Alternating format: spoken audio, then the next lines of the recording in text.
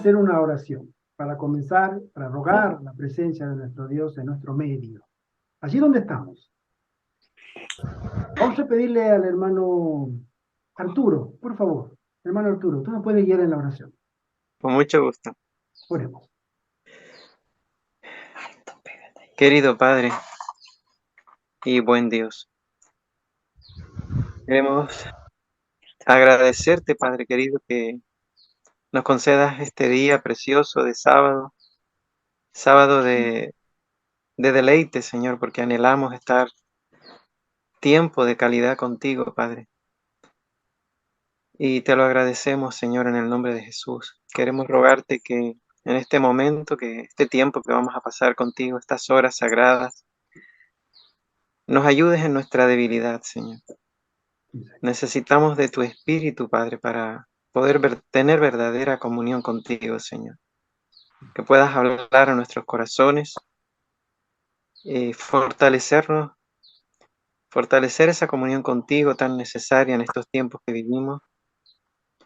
Y que también toques, Señor, a tus hijos, a tus siervos que han de transmitir el mensaje, no solo aquí en nuestro grupito, sino en la redondez de la tierra.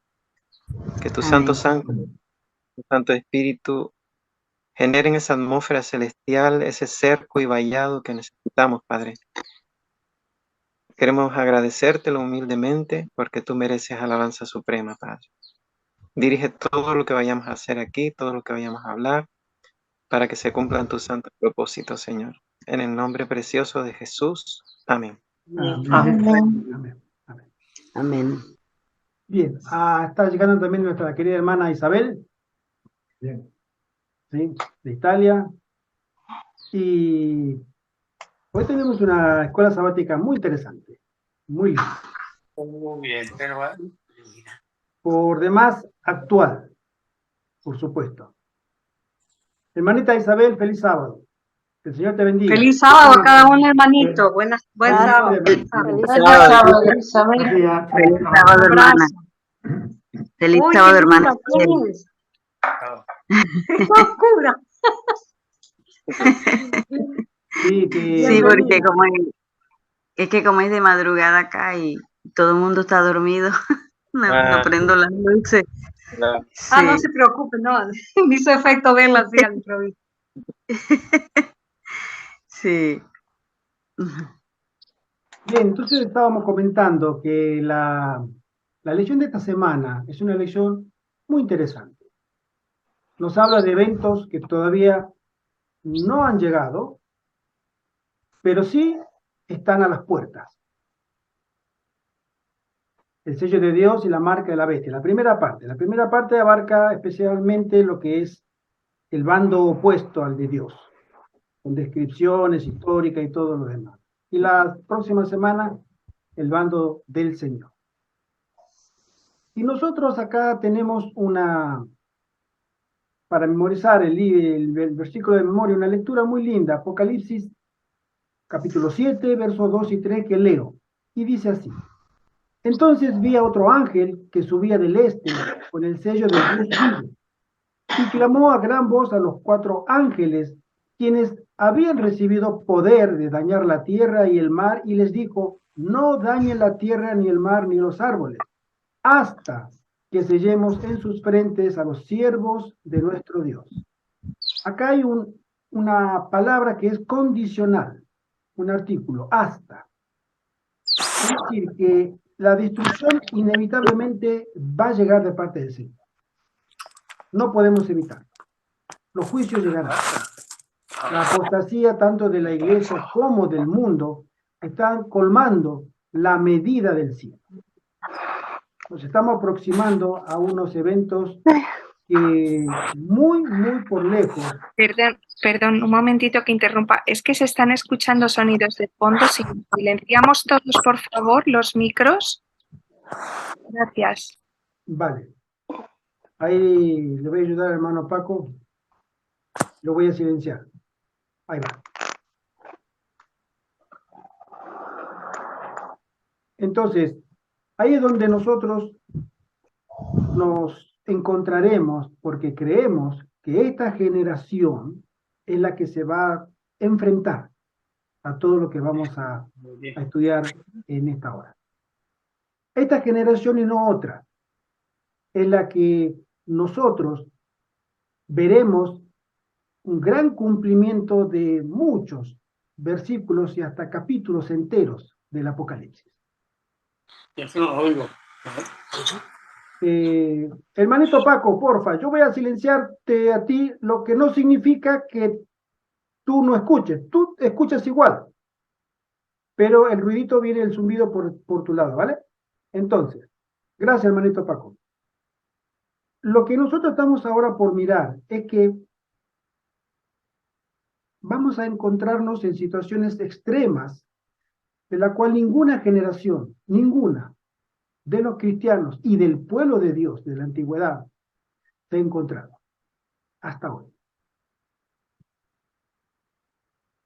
Como hemos estudiado, estoy leyendo del sábado, las cuestiones centrales en el gran conflicto entre Cristo y Satanás son la lealtad, la autoridad y la adoración.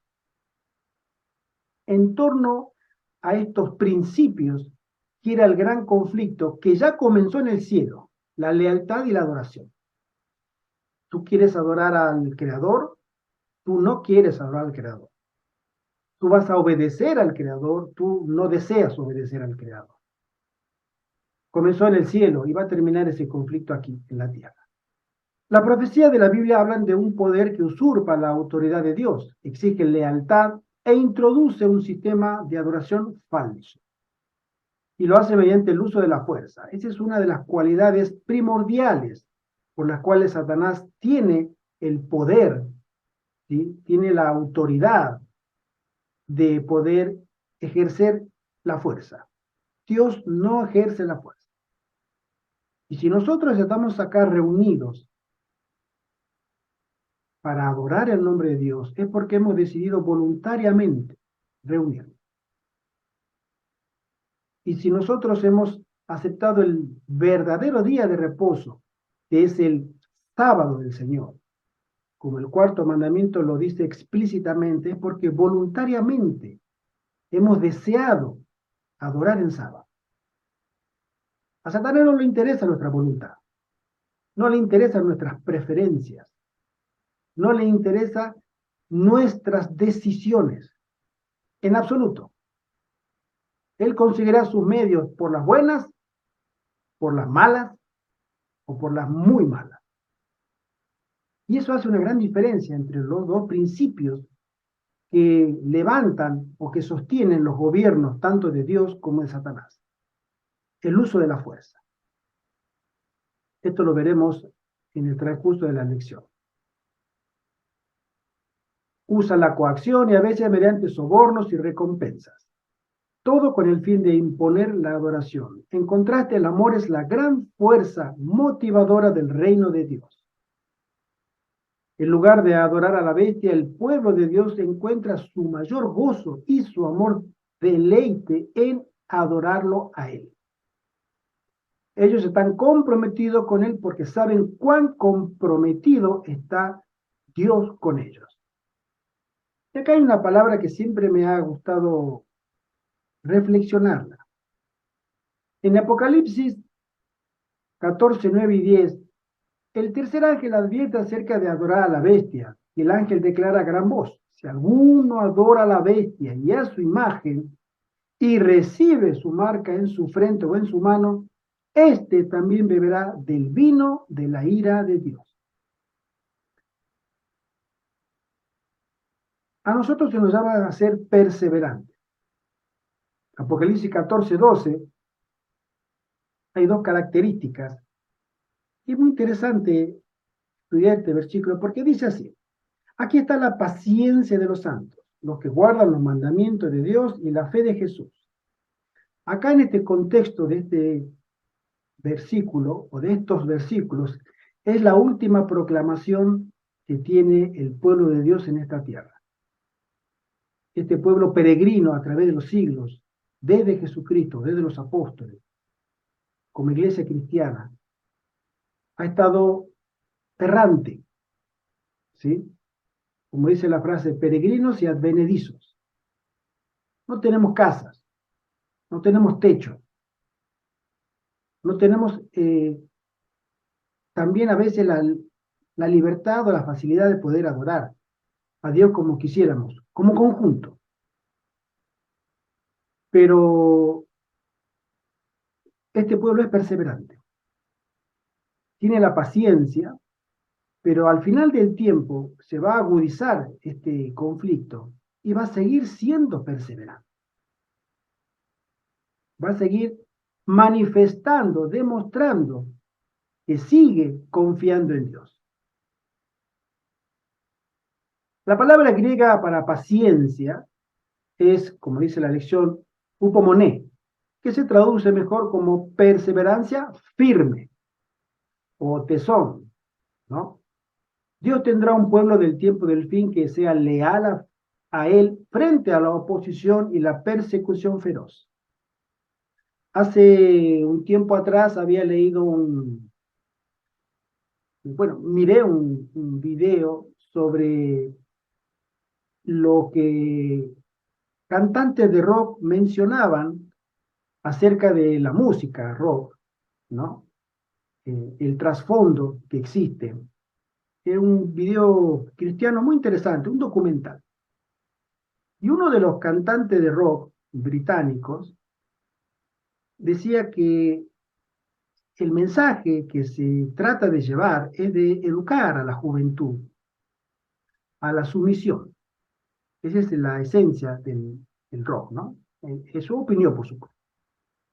Porque se trata de llevar a la sumisión a la juventud en el sentido de una nueva educación, porque, y es interesante lo que él dice, porque se nos viene una nueva edad media, decía él.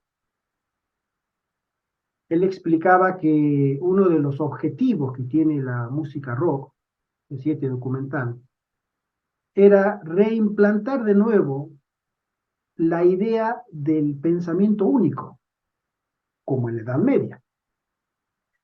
Y que uno de los capítulos que tiene esta agenda era reimplantar de nuevo el pensamiento único de que la autoridad solamente es vertical, viene de arriba.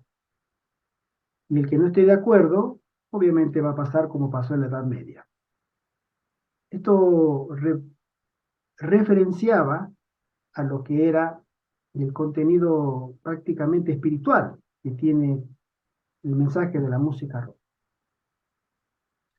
Y acá se va a notar que hay un grupo que no se va a adaptar nunca, nunca se ha adaptado, no se adapta y no se adaptará a esta política del pensamiento único. Tú no pienses, nosotros pensaremos por ti. Tú no decidas, nosotros decidiremos por ti. Tú no te cuides, nosotros te cuidaremos a ti. Tú no te alimentes, nosotros te alimentaremos. Y así, sucesivamente, en todos los órdenes de nuestra vida. ¿Sí? Adorar al Creador se contrapone abiertamente con adorar a la bestia. Son antagonismos declarados, ¿no? Son irreconciliables. Y encuentra su expresión en un pueblo que guarda los mandamientos de Dios y tiene la fe de Jesús. Este conflicto final sobre la lealtad a Cristo o la lealtad al poder de la bestia gira en torno a la adoración, como dijimos. Y en el centro de este gran conflicto entre el bien y el mal estará el sábado. En la Edad Media, el eje central estaba en la autoridad, especialmente papal, o la autoridad de la Biblia. Por eso la Biblia era prohibida, era perseguida, era quemada. Y el que tuviera relación directa o indirecta con la Biblia era perseguido, encarcelado y muerto. En estos tiempos modernos vamos a encontrar el mismo modus operandi, pero no con la Biblia, porque la Biblia ya obviamente está tan adulterada, y las versiones que salen siguen siendo más adulteradas, que la Biblia fue superada como obstáculo.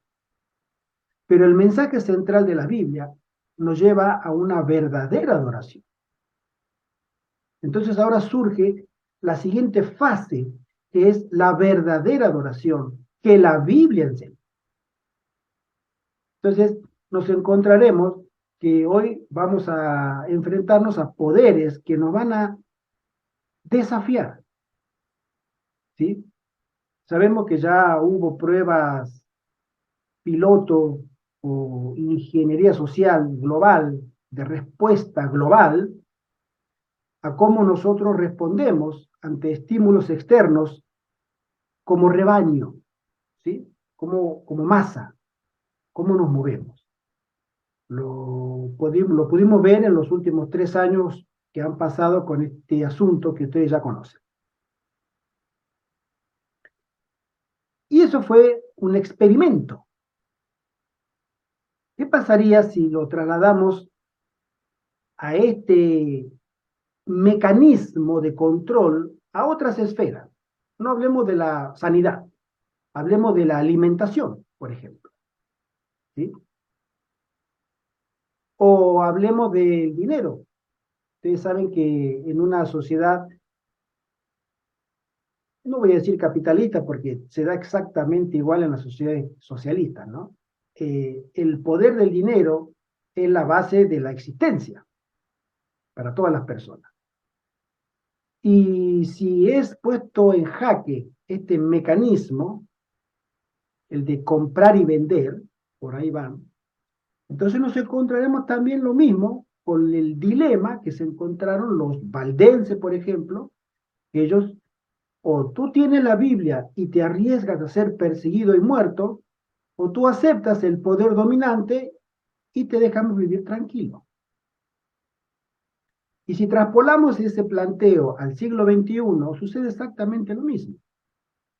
Ahora, vamos a perseverar en la verdadera adoración. Solo pocos lo harán. El mundo está llegando a una etapa de alejamiento tal no solamente de lo que sería la convivencia, como siempre la entendimos, basada en el respeto y las leyes establecidas, sino que se está alejando hasta del sentido común. Es decir, nos están gobernando personas de increíble y dudosa capacidad mental, ¿sí? Normal. Y estas personas son las que están y dirigen y dirigirán el mundo tal como lo conocemos ahora, que nos llevará a una situación extrema. Y entonces ahí es donde volveremos a ser más aún probados y tendremos que demostrar ser más aún perseverantes, ¿no? Y es ahí donde nosotros nos vamos a encontrar como pueblo, en medio de una lucha cósmica, ¿sí? Como en su momento se encontró Jesús. Jesús se encontró entre mantenerse de parte de la verdad y la justicia, aunque absolutamente todo el pueblo judío le dio la espalda. Los apóstoles salieron corriendo uno por su lado, otro por el otro. Las mujeres no se acercaban, pero de lejos, porque temían a la multitud que los reconocieran y también los llevaran. Es decir, todo el mundo estaba, demonios en forma humana, menciona la mensajera del Señor, caminaban entre los judíos e incitándole, crucifícale, mátenlo. Y él perseveró.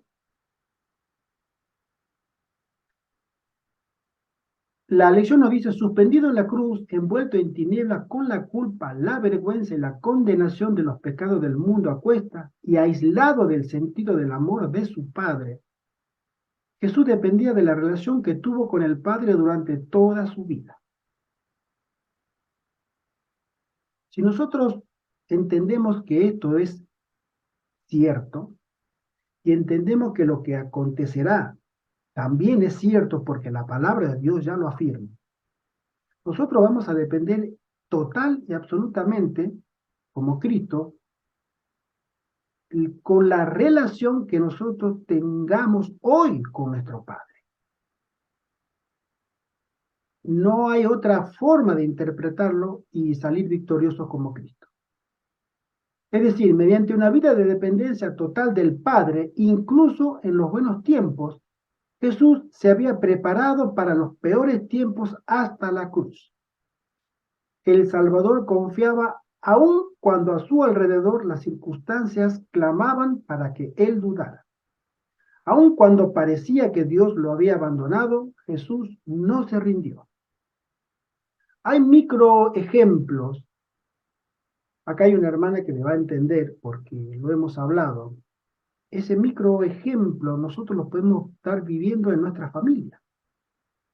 Podemos tener nuestros hijos, lo digo en primera persona, que a veces nuestros hijos nos niegan el saludo, no nos hablan, no nos tratan, simplemente porque no comulgamos con sus costumbres. Porque si nosotros le aprobamos su comportamiento, estamos aprobando el mal. Entonces tenemos un dilema micro, pequeñito, familiar, personal. Es decir, ¿qué hago? ¿Me llevo bien con mis hijos, que los amo, los quiero? ¿O me pongo de parte de Dios? Y digo, hijo, eso lo que estás haciendo está mal. Y conmigo no cuentes. Entonces nos queda ese dilema de pensar, ¿con quién deseo comulgar con mis principios? ¿Con Dios y me gano el desprecio de mis hijos? ¿O con mis hijos y me gano el desprecio de Dios? Es un dilema que nosotros, muchos no tienen, porque ya sea hijo, ya sea marido, ya sea esposa, ya sea padre, pero es un dilema que nosotros podemos experimentarlo hoy. Aquellos que quieran servir a Dios. Porque nosotros estamos hechos para amar a nuestros hijos. Y los amamos. Estamos hechos para amar a nuestro esposo, esposa, nuestro cónyuge. Estamos hechos para ofrecer nuestro corazón en servicio al ser amado. Pero cuando eso entra en conflicto moral con nuestras creencias y principios bíblicos, se nos presenta el dilema. ¿Qué hacemos? Entonces, cuando ese dilema cada vez está más presente en nuestra vida, nos damos cuenta que empezamos a caminar solos, que no estamos tan acompañados como creímos y que a veces la soledad suele ser nuestra gran aliada y compañera. Porque podemos decir, bueno, yo te quiero, te la paso ahora, pero no lo vuelvas a hacer. Y vuelve y tiene el comportamiento que no está bien. Y uno, por el deseo de querer educarlo a los hijos, querer darle lo mejor, a veces uno, como decimos, hace la vista gorda. Pero nos replanteamos, ¿el cielo hace la vista gorda para mí? El cielo no hace la vista gorda para nadie. El cielo llama lo bueno bueno y lo malo malo. ¿Sí? Y ese es uno de los dilemas que hoy podemos ir replanteándonos como cristianos, porque cuando esto se haga macro, ¿sí? Cuando se haga grande, nos acordaremos de que, bueno, ¿a quién serviré? La leyenda nos dice, la fe de Jesús es una fe tan profunda, tan confiada, tan comprometida, que todos los demonios del cosmos y todas las pruebas de la tierra no pueden sacudirla. Es una fe que confía cuando no puede ver, que cree cuando no puede entender, que se aferra cuando hay poco a qué aferrarse. Esta fe de Jesús es en sí un don que recibimos por la fe y que nos conducirá en medio de las crisis que tenemos por delante. Es la fe de Jesús que mora en nuestro corazón la que nos permite adorar a Cristo como supremo y soportar con paciencia cuando la marca apocalíptica de la bestia se haga cumplir. Y acá viene una frase muy linda, el último párrafo, que dice del día lunes, lo leo. Y sin embargo, no es algo que aparezca repentinamente de la nada. Mira, mi querido hermano, mi querida hermanita, ser un verdadero hijo de Dios, tú no lo consigues de hoy para mañana, ni de ayer para la otra semana. Un verdadero hijo de Dios te trabaja mucho tiempo con mucho tesoro. Porque hay algo adentro que se llama el viejo hombre, esa vieja mujer que está luchando por su supervivencia a dominarte. Y eso no se vence fácil. El pueblo de Dios está aprendiendo a vivir por fe día a día ahora. En los buenos tiempos y en los malos, cuando sentimos que Dios está cerca y cuando parece estar lejos. Da igual. El justo vivirá por la fe. El tiempo para la preparación es ahora. Cada prueba ahora. Si se sobrelleva con fe, puede dar frutos preciosos en nuestra vida. Pueden comentar, que no lo hagamos como sermón. Hermanito José Antonio, sí. Yo he estado cerca de 25 años de capellán en el asilo de las hermanitas Santinas Zapadas de la Casa General, que está en Valencia. Allí un día entró un señor distinguido y posteriormente me comentó su vida. Él era ingeniero y trabajaba en una de las compañías petroleras más importantes del mundo, con un sueldo hasta allá, enorme. Es decir, una familia feliz en el sentido económico. Tenía varios hijos y un día uno de sus hijos, que tenía la costumbre de blasfemar, ese día el hijo empezó a decir blasfemias de todo tipo y él le prohibió tajantemente que dejara de decir esas blasfemias. El hijo se rebeló, la mujer se puso de parte de su hijo y él tuvo que salir de casa y meterse en el asilo, precisamente donde yo estaba. Me contó el suceso y hace un par de años me dijeron que murió. Así es la vida de un hombre enriquecido, buen sueldo, y por defender a Dios, por ir contra las blasfemias. Recuerdo que le dijo a su hijo: delante del techo de mi casa nadie dice una blasfemia. Y la mujer le contestó diciendo: pues vete de aquí. Y el hombre se fue al asilo, soy testigo de eso, y allí murió. Fíjense usted. Conocemos historias muy, muy tristes como esta, pero eso a veces cuesta, ser leal a los principios, ser leal como padre delante de Dios, como esposo, como esposa delante de Dios, o como hijo, como hija delante de Dios, tiene un precio. ¿Estamos nosotros dispuestos a pagar ese precio? Hermana Isabel, tú que estás allí, por favor, léeme Apocalipsis 13, hermanita, de 15 al 17, si tú puedes. ¿Sí? 13, del 15 al 17. Exacto. Se le concedió dar aliento a la imagen de la bestia, para que la imagen de la bestia también hablara y diera muerte a todos, a los que no adoran la imagen de la bestia. Y hace que a todos, pequeños y grandes, ricos y pobres, libres y esclavos, se les dé una marca en la mano derecha o en la frente, para que nadie pueda comprar ni vender, sino al que tenga la marca, la cual es el nombre de la bestia o el número de su nombre.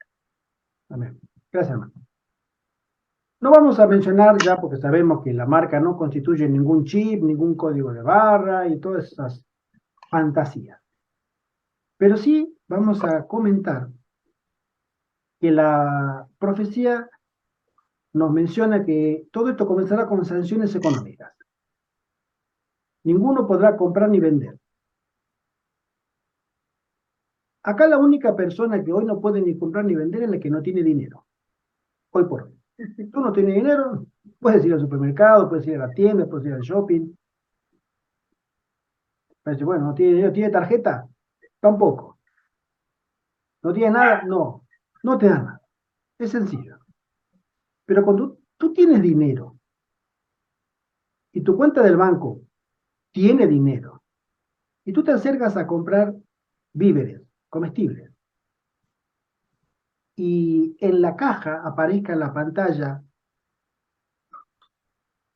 tu nombre, de la forma en que aparezca, no sabemos, pero habrá un registro. Hoy se le llama la huella digital, que nosotros tenemos que tener nuestro ID.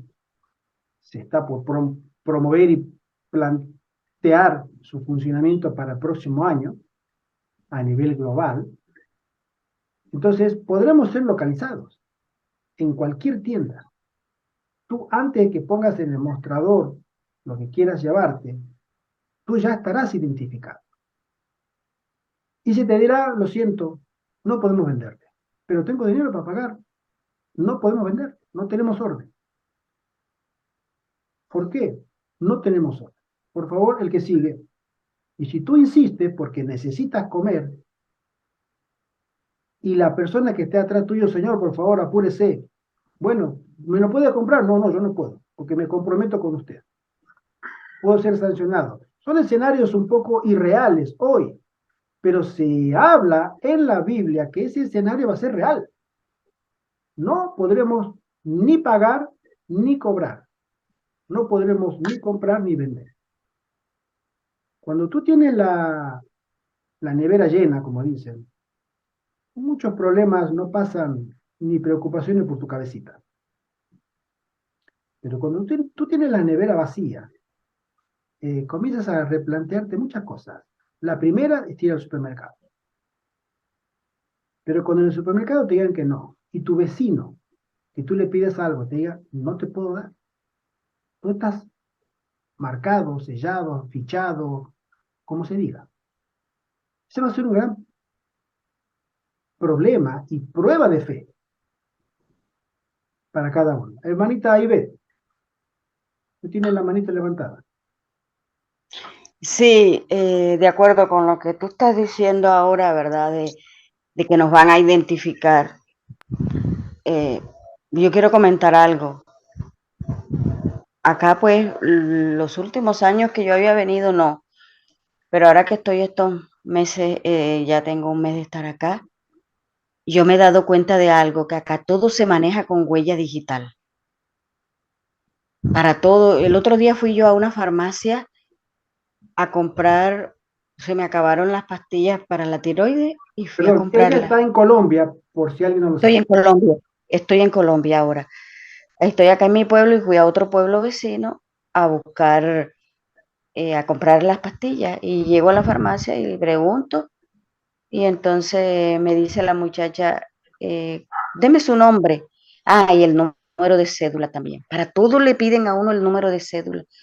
Para comprar las pastillas, entonces me dice que coloque mi huella digital en un aparato que reconoce las huellas. Yo dije, pero ¿y mi huella digital para qué?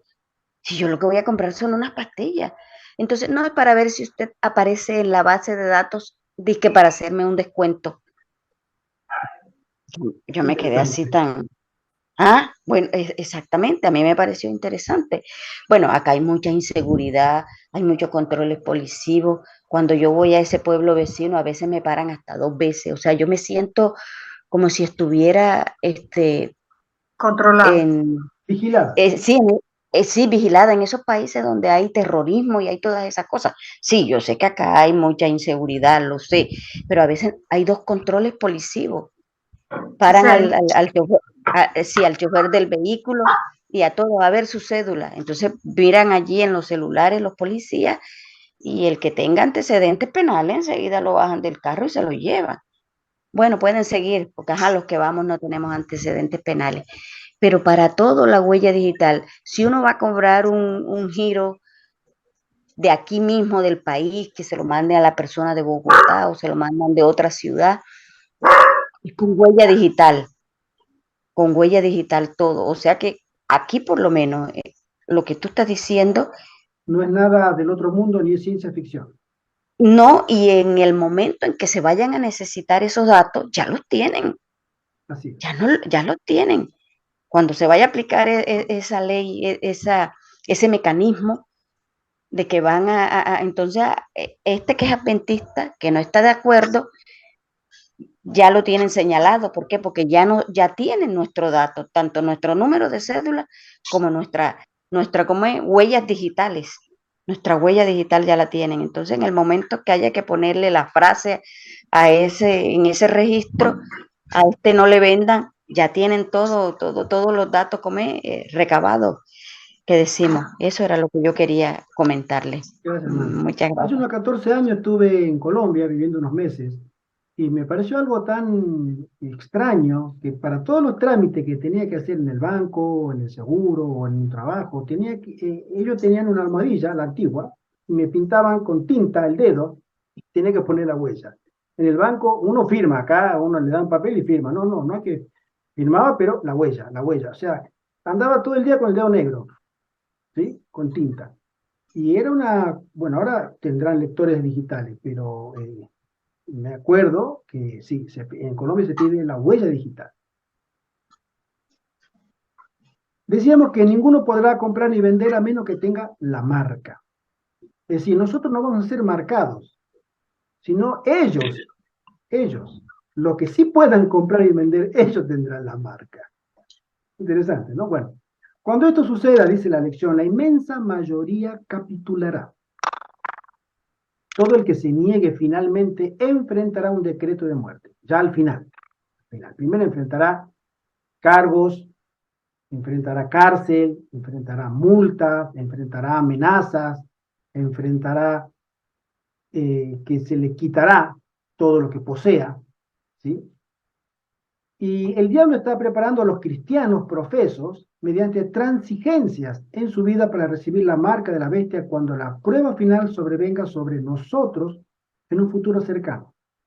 El amor de Dios por cada uno de nosotros nos fortalecerá y nos preservará durante los tiempos difíciles que se avecinan.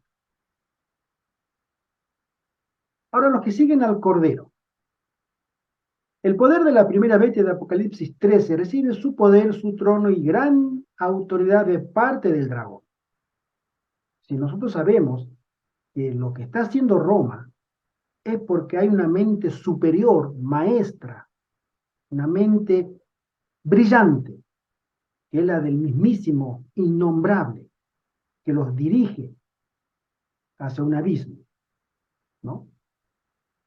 Ese es el mismísimo Satanás, que está al frente, pero él no actúa sino por medio de agencias humanas, como Dios actúa también por medio de agencias humanas, o sea, de personas, santas para Dios, impíos para Satanás, ¿sí?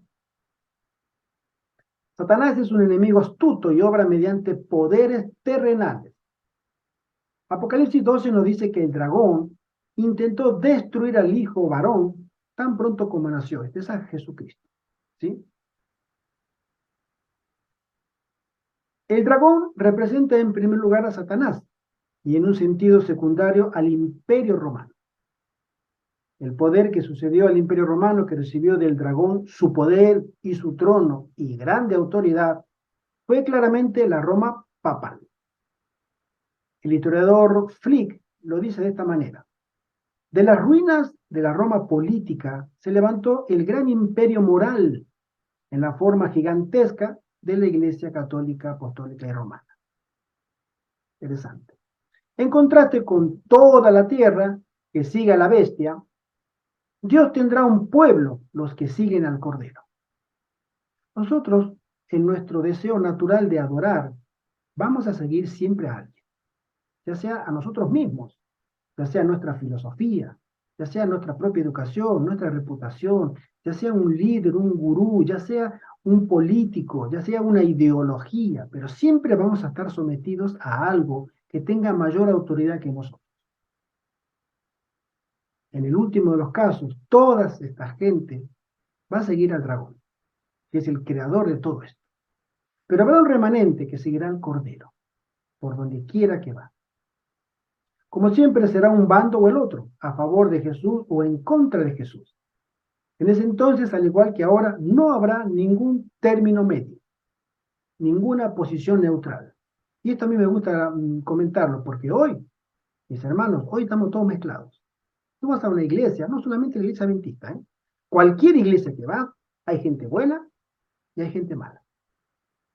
Y están los intermedios, y están los incrédulos, y están las visitas, y ahí estamos todos.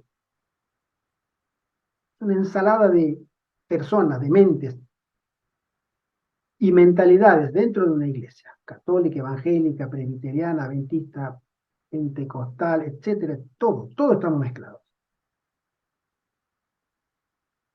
Y estamos mezclados por la sencilla razón de que no existe la piedad primitiva. Porque cuando la piedad primitiva comienza a surgir en la iglesia, es decir, una iglesia que se ajusta a los estándares del cielo. El Espíritu Santo tenía en la iglesia primitiva, la primera generación, el control. Era Dios mismo, a través de su Espíritu o en la persona de su Espíritu Santo, dirigía completamente a la iglesia.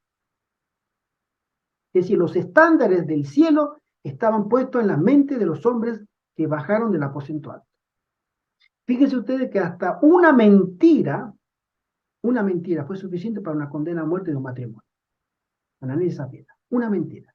Si en este momento nosotros tuviéramos que tener esa experiencia, yo acá no estaría con usted hablando, ya estaría muerto. Y muchos de nosotros. Por haber mentido. Porque nosotros no, ellos creyeron que le mentían a Pedro para traerle el dinero de la compra del terreno y todo, la herencia, etc. No. Ellos lo miraban así. Y Pedro dijo, tú no lo mentiste a nosotros, tú le mentiste a Dios, afrentando al Espíritu Santo. ¿Sí? Bueno, cuando nosotros tengamos esa experiencia, entonces la iglesia comienza a separarse. Los que van por visita, por conciencia, por costumbre, por tradición, porque allá hay un hombre que me gusta, allá hay una mujer que me interesa, o porque no tengo a dónde ir y siempre fui de niño y no, toda esa gente dejará de ir. Porque hay un precio para pagar, para llegar a esa iglesia. Hay restricciones de compra-venta, hay persecuciones, hay listas negras. Hoy ya existen esas listas negras. Entonces, los que perseveran sentirán que a pesar de eso, Dios requiere mi lealtad y yo quiero ofrecer mi lealtad a Dios, a pesar de todo. Entonces, de todo un grupo variable y vasto de diferentes niveles, comenzará a desaparecer y quedarán los calientes y los fríos. Y la iglesia se purificará por medio de estas crisis para separar un pueblo que esté a la altura de la santidad que tuvieron esos 120 hombres y mujeres, 120 almas en el aposento alto, para que el Espíritu Santo baje. Está prometido, Apocalipsis 18, del 1 al 4. Entonces, el revivir la piedad primitiva es un requisito fundamental, pero por las buenas, como el Señor quiso que lo hiciéramos por las buenas, 1844, 1888, 1901, la iglesia cristiana tuvo 3 oportunidades después de que haya llegado el tiempo del juicio, en donde Cristo pudo haber venido por las buenas, si la iglesia se hubiera consagrado, si el movimiento millerita hubiera aceptado, ¿sí?, ese error, especialmente Miller. Él aceptó la segunda venida de Jesús, pero no aceptó el santuario. No aceptó ministerio profético de la hermana White. Entonces, ese movimiento no pudo progresar. 1888 tuvo también una oportunidad ya la iglesia adventista, definida, fue la mejor oportunidad que tuvimos. El contexto de Apocalipsis ya se estaba dando, opresión, ley dominical, persecución, hubo adventistas que murieron en la cárcel, hay crónicas históricas que nos comentan eso, y por las buenas no quisimos, como iglesia. Y en 1901 Dios le dio otra oportunidad, por las buenas, sin tener que pasar todo esto, y tampoco. Satanás mandó el pentecostalismo dentro de la iglesia adventista, tampoco. Entonces ahora tendremos que llegar a ese nivel de santidad o de lealtad y de perseverancia por las malas. Y al llegar por las malas, muy pocos estarán a la altura de las circunstancias. Por eso nosotros tenemos y debemos tener siempre a Jesús como nuestro único mediador y salvador.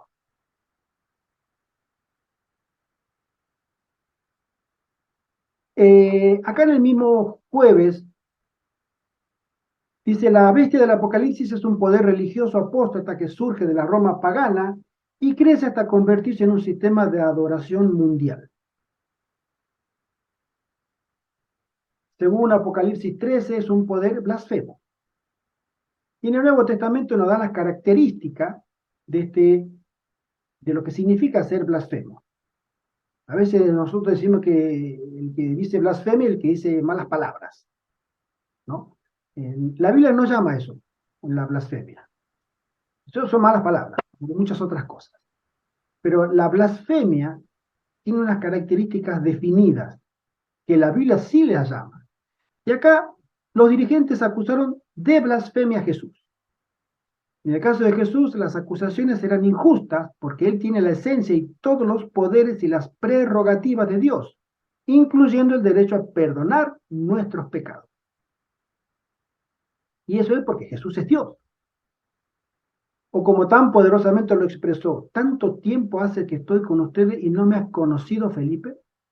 El que me ha visto a mí, ha visto al Padre. ¿Cómo dices, muéstranos al Padre? Un relato de Juan, capítulo 14.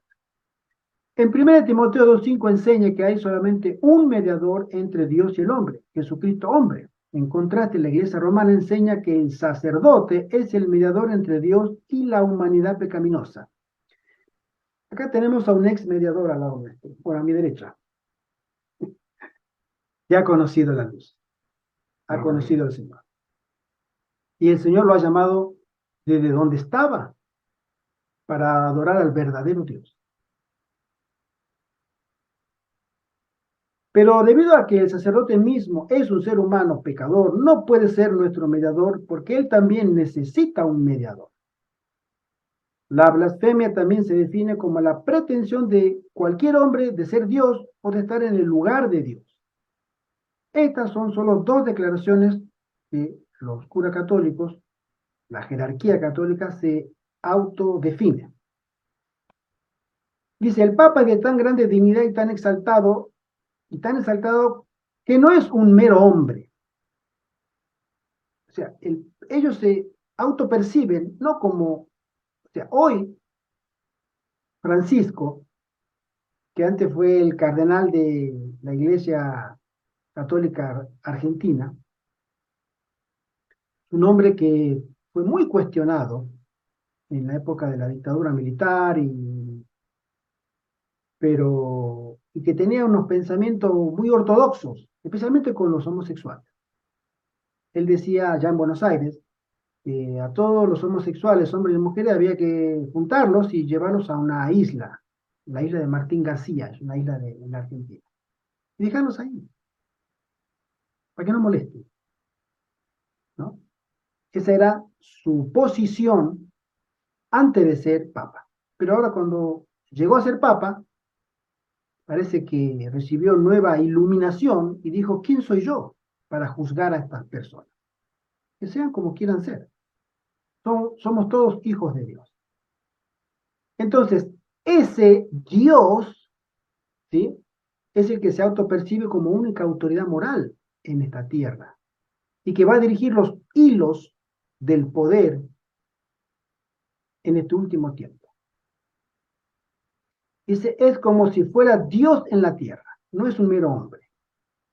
Y León XIII dice, nosotros, los papas, tenemos en esta tierra el lugar del Dios Todopoderoso. Blasfemia en estado puro, por así decirlo. ¿Sí? El día viernes, sí, hermano. Bueno, quisiera decir que entre los pecados o los defectos que nos impiden ver la verdadera iglesia y dar la vida por ella, por Dios, uno de ellos para mí, uno de los más importantes, es la ignorancia.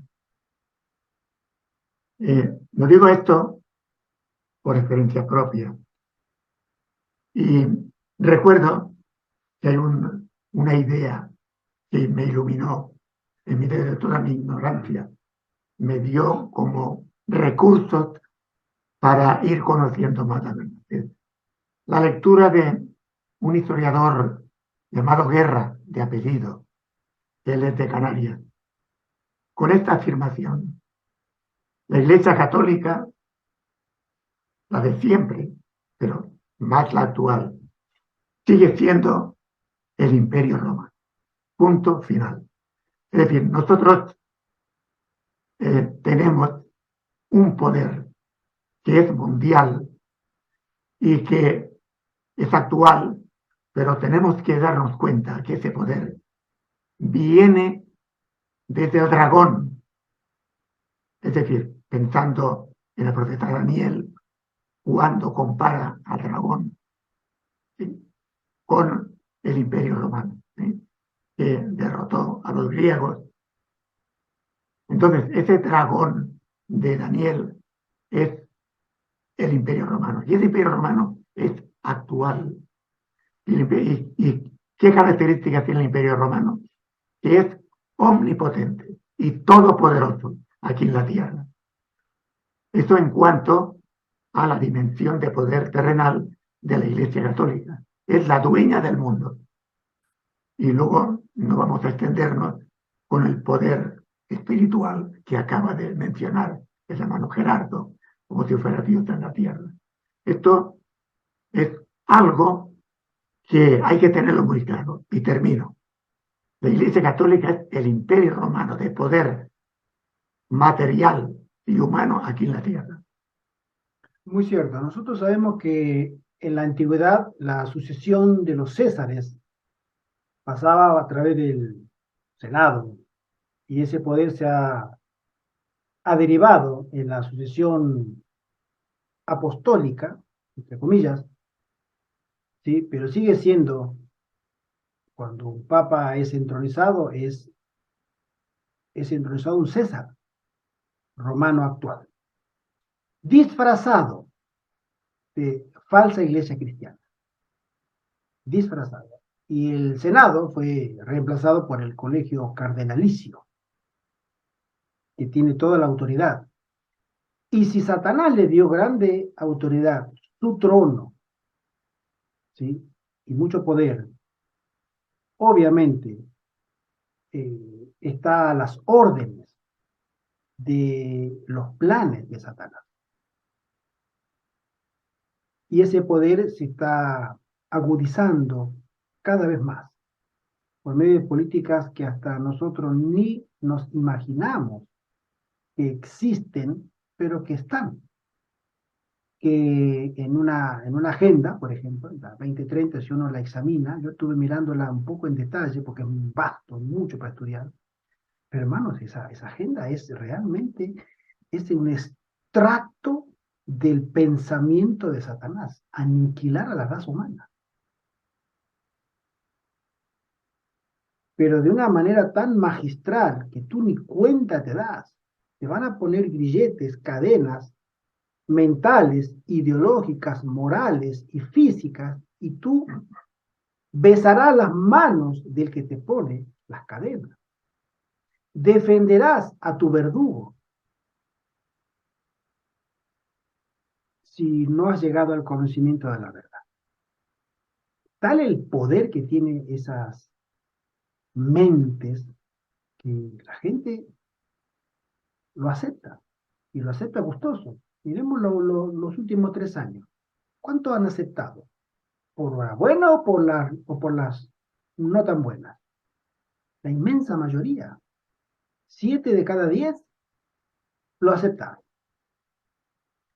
Entre 7 y 8 de cada 10 personas. Y eso fue la primera prueba. Y no fue una prueba exagerada, fue una prueba, un testeo, un precalentamiento. ¿Sí? El viernes dice, en su afán por desacreditar los preceptos divinos, Satanás ha pervertido las doctrinas de la Biblia. Y de esta manera se han incorporado errores en la fe de millares de personas que profesan creer en las Escrituras. El último gran conflicto entre la verdad y el error no es más que la última batalla de la controversia que se viene desarrollando desde hace tanto tiempo con respecto a la ley de Dios. En estas batallas estamos entrando ahora. Es la que se libra entre las leyes de los hombres y los preceptos de Jehová, entre la religión de la Biblia y la religión de las fábulas y la tradición. Nosotros como cristianos, hoy estamos todos, nosotros acá también, sentaditos. No nos molesta a nadie, ¿no? Cómodos. Pero cuando se nos termine esta comodidad, está entrando el pastor Gustavo, entonces empezaremos a replantearnos muchas cosas, ¿sí? Y es ahí donde la lección nos quiere llevar, a reflexionar sobre lo que se está viniendo. Pastor Gustavo, feliz. Un saludo, hermano, feliz sábado, bienvenido. Gracias, pastor, bienvenido. Bienvenido. Feliz sábado, Pastor Gustavo. Un abrazo. Como hemos visto, el concepto de Cristo como creador está en el corazón mismo de la adoración sabática. Jesús destaca constantemente la importancia del día del cual se autodenomina él mismo Señor del sábado. El sábado es un recordatorio eterno de nuestra identidad. Nos recuerda quiénes somos como seres humanos, da valor a cada ser humano. Constantemente refuerza la idea de que somos seres creados y que nuestro creador es digno de nuestra lealtad y adoración. Esa debiera ser nuestra posición. Y hay 2 preguntas para dialogar. Quisiera compartirlas y que alguien me las pudiera también comentar. La primera dice, ¿cuáles son los principios básicos que están detrás de la pretensión de autoridad de la bestia que sube del mar? ¿De qué manera podemos albergar esas mismas actitudes en nuestro corazón sin darnos cuenta?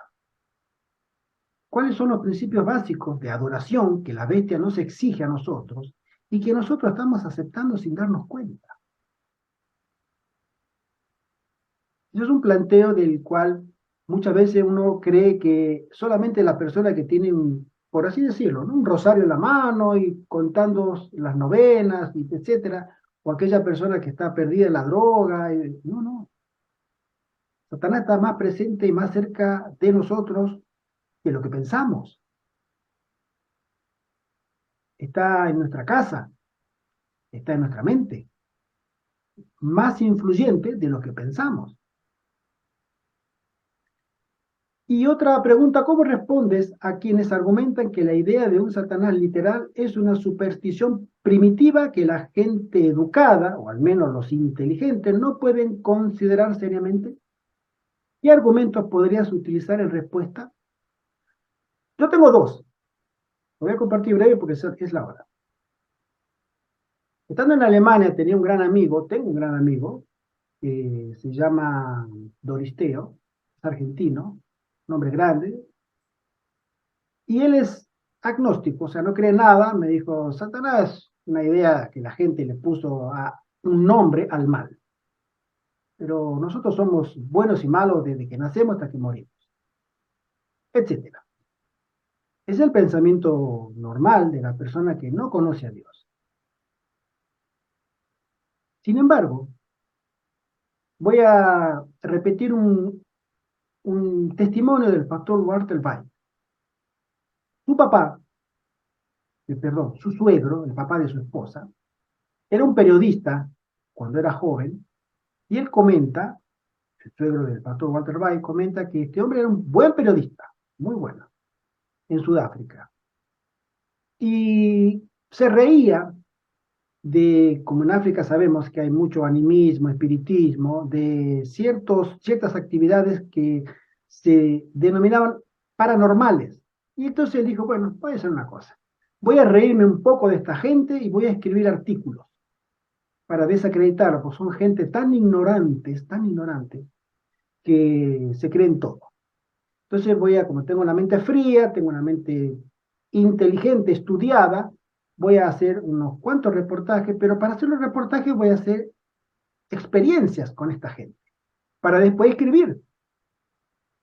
Entonces, cuando se acercó a estos espiritistas, empezó en diferentes ocasiones a ver que algunos estafaban, algunos eran burdos engaños, pero cuando empezó a relacionarse con otras personas, empezó a tener serias experiencias paranormales que le cambiaron radicalmente su percepción de la vida espiritual.